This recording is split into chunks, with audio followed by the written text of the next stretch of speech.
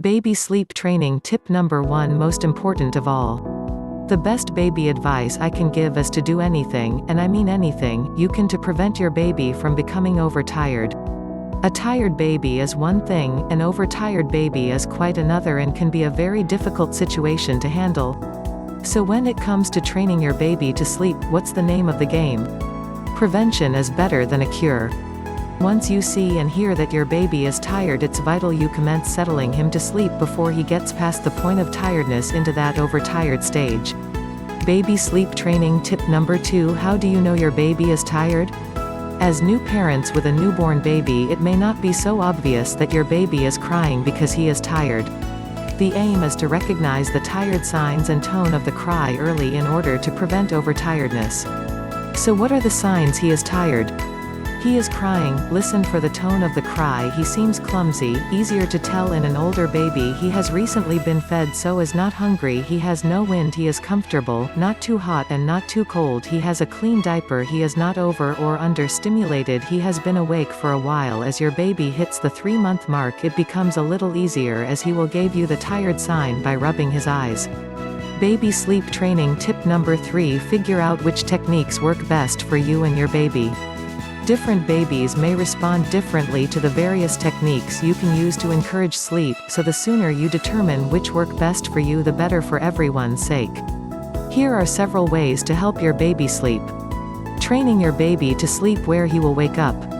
If possible, it's best to settle your baby in the same place as he will wake up, i.e. in his bassinet or cot, not on your chest, so you then have to relocate him once he's fallen asleep. If this doesn't happen, he is more likely to cry as soon as he wakes up, as he may not know where he is or where you are. If he knows where he is, he's more likely to continue peacefully into his second sleep cycle. A sleep cycle in a baby lasts for about 45 minutes. Training your baby to sleep by rocking him. Put your hand on your baby's tummy or chest and rock him from side to side. Don't be too rough, but also don't be too gentle. Newborn babies like this movement, and he will not break with your hand moving backwards and forwards. Persevere with the rocking even if your baby is screaming and it doesn't appear to be working. Generally, newborn babies don't fall asleep instantly and need some time to unwind, just like adults. Often it can seem like you are fighting a losing battle, but if you persevere just a little bit longer, the magic will happen. Training your baby to sleep by singing. One of the best things about babies is that they are not critical, and they really don't care about your singing ability. Your baby will find your soft voice soothing, as it's something she recognizes and feels comfortable with. Sing the same lullaby each time you train her to sleep, as she will appreciate the familiarity and will like the repetition, and will quickly understand that when you sing that lullaby, it's time for her to go to sleep. Training your baby to sleep with music. Some parents find putting on the same CD at the right time is effective in training their baby to sleep. However, be warned, this can make it very difficult to get your baby to sleep without the music, which you may regret when it's sleeping time and you are not at home. Training your baby to sleep in comfort. It probably goes without saying that your baby needs to be given every reason to be happy and relaxed in order to fall asleep. This means making her comfortable so that she is not too hot or cold. If she is used to using a pacifier or dummy, then give it to her to help her stay calm for comfort. Training your baby to sleep by staying calm. One thing that worked well for me was recognizing when I was starting to panic that my baby wouldn't go to sleep. If your baby feels you are not relaxed, he will find it more difficult to settle, as he will pick up on your emotional state. If you are holding your baby, make sure you breathe calmly using slow, deep breaths.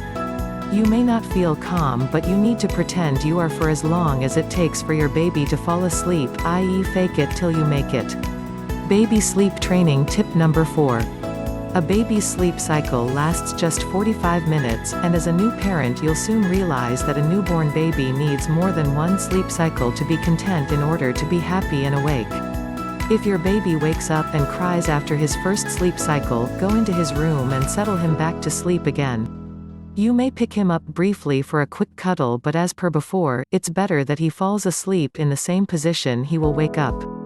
Baby sleep training tip number 5. If you are out and about and your baby is tired, a pram is a great place to sleep.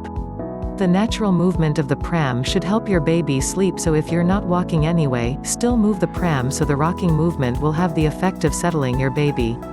Some babies also sleep well in a car for the same reason.